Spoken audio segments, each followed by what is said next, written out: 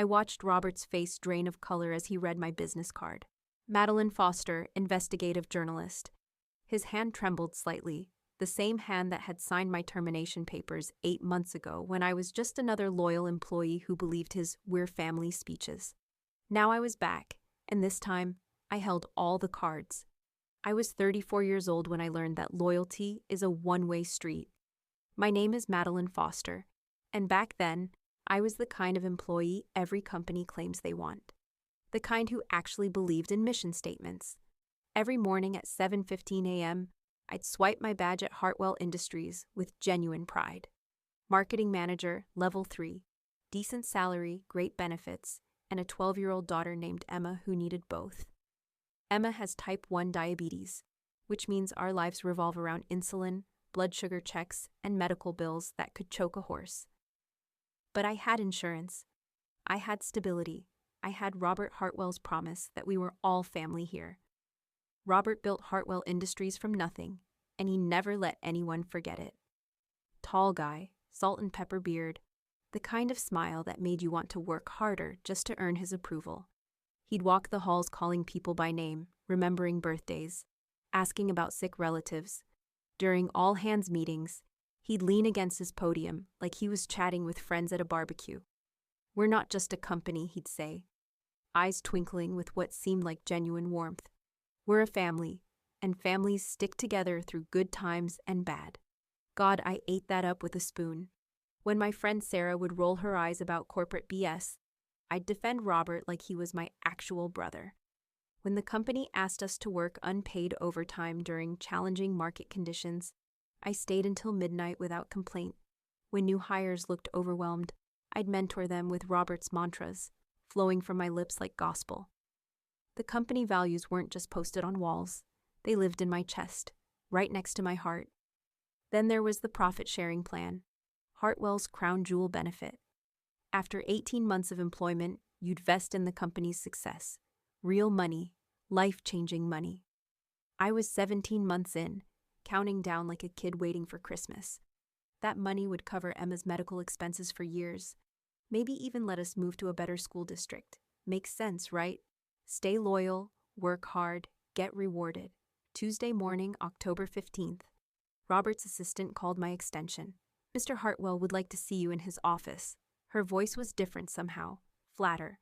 I knocked on his door at exactly 10 a.m., expecting a new project or maybe early congratulations on my approaching vest date. Robert sat behind his mahogany desk, but he wasn't leaning back in his usual relaxed pose. His shoulders were rigid, his smile was nowhere to be found. "Madeline, please sit." He wouldn't meet my eyes. Instead, he stared at some papers like they contained the secrets of the universe. "We need to discuss some difficult decisions the company has had to make." The words hit differently when they're aimed at you. Restructuring, budget constraints, streamlining operations. All those corporate euphemisms I'd heard in meetings suddenly had teeth, sharp ones. "I don't understand," I said, and I genuinely didn't. My performance reviews were stellar. My clients loved me. I just landed the Morrison account last month. "Is this about my time off for Emma's doctor appointments? Because I always make up the hours."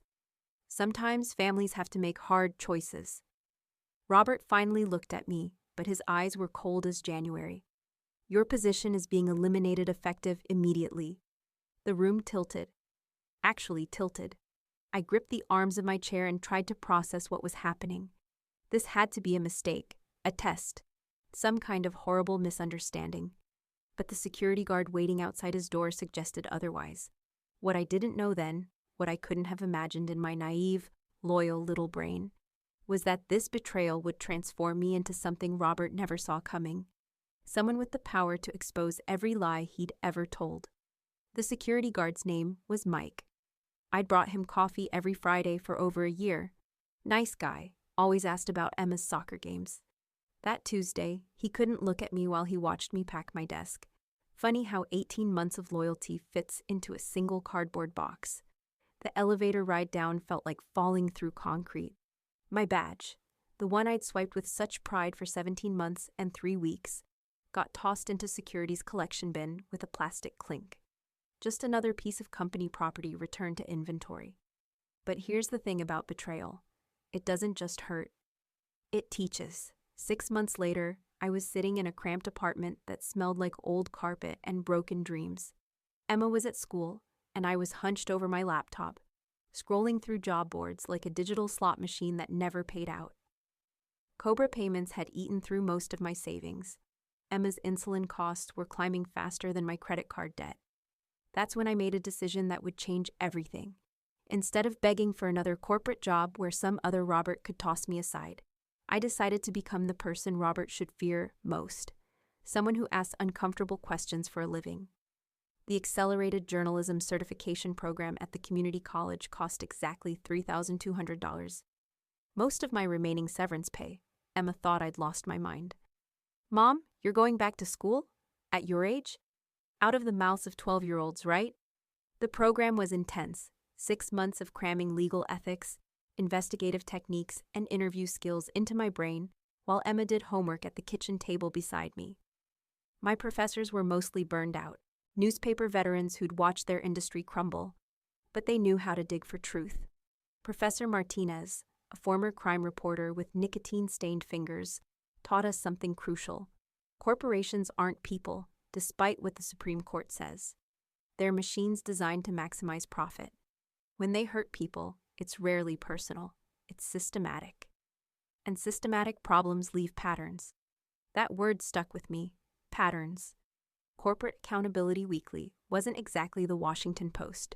Small digital publication, 3 full-time staff, and an office that doubled as the editor's garage. But they paid freelancers decent rates for solid investigations. My first assignment was a puff piece about workplace wellness programs. Boring stuff. The real work started when Linda Chen, my editor, noticed something interesting in employment data. Companies with unusually high turnover rates, she said, sliding a printout across her makeshift desk. Dig into these. See if anything smells fishy. The list had 43 companies. Hartwell Industries was number 7. My hands actually shook when I saw Robert's company logo. The same logo I'd defended in countless conversations. The same logo that had decorated my pay stubs for 17 months and 3 weeks. Professional journalists are supposed to recuse themselves from personal conflicts. Ethical thing to do. But Linda didn't know my history with Hartwell, and I wasn't about to volunteer the information. This was my chance to understand what had really happened to me. The first thing I learned was that I wasn't special. Not even close. Employee review websites painted a picture that made my blood simmer. Great company culture until they fire you out of nowhere. Amazing benefits you'll never actually get to use. Beware the 18-month curse. That last phrase kept appearing. The 18-month curse. I started making calls. Former Hartwell employees were surprisingly easy to find on LinkedIn. Most had moved to smaller companies or taken pay cuts elsewhere. A few had left the industry entirely. Marcus Thompson answered on the first ring. Manufacturing supervisor, fired after 11 months. Needed 12 to vest in profit sharing. They said it was budget cuts, Marcus told me, his voice bitter even 2 years later. My performance reviews were all excellent. Then suddenly I was redundant, 1 month before I would have qualified for the big payout. Funny coincidence, right? Sarah Kim had lasted 17 months. She needed 18 to vest. Her termination letter cited strategic restructuring. David Rodriguez made it to 23 months before getting axed.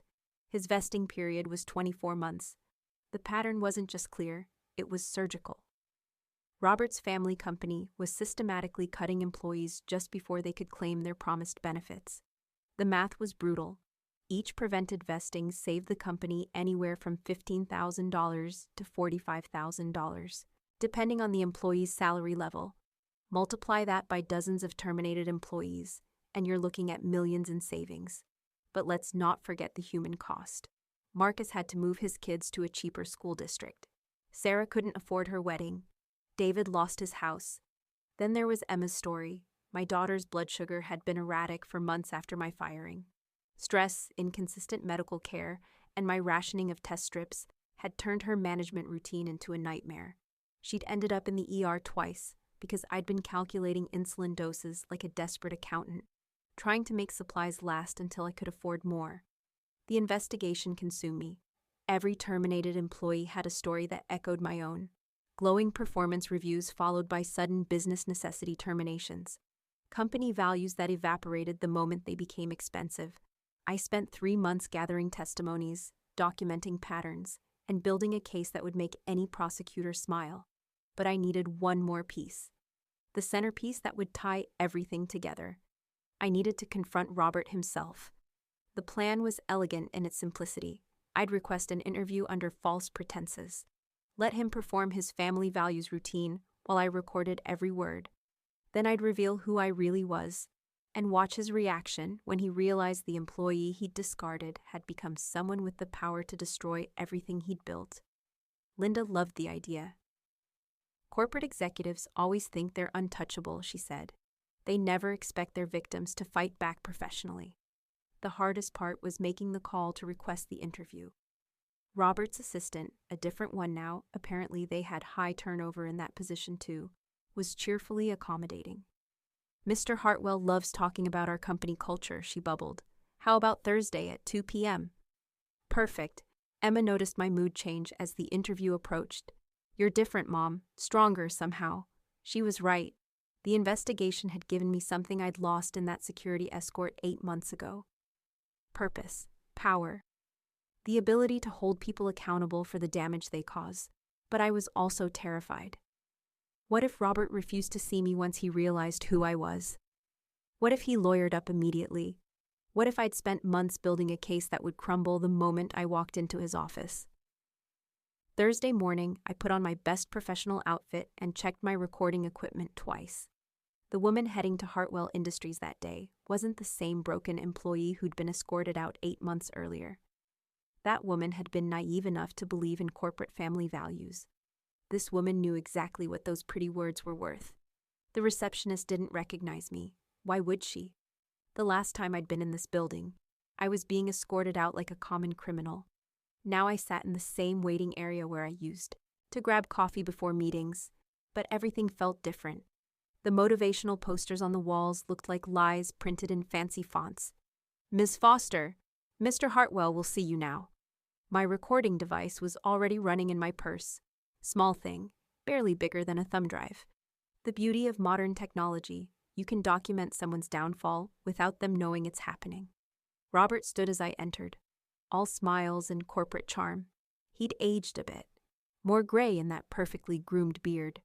But the same calculating eyes, the same practiced handshake that had fooled me for 17 months. Please have a seat. I understand you're writing about family-owned businesses. We love talking about our culture here. He launched into his routine immediately. The same speech I'd heard dozens of times. How Hartwell Industries wasn't just a company, but a community.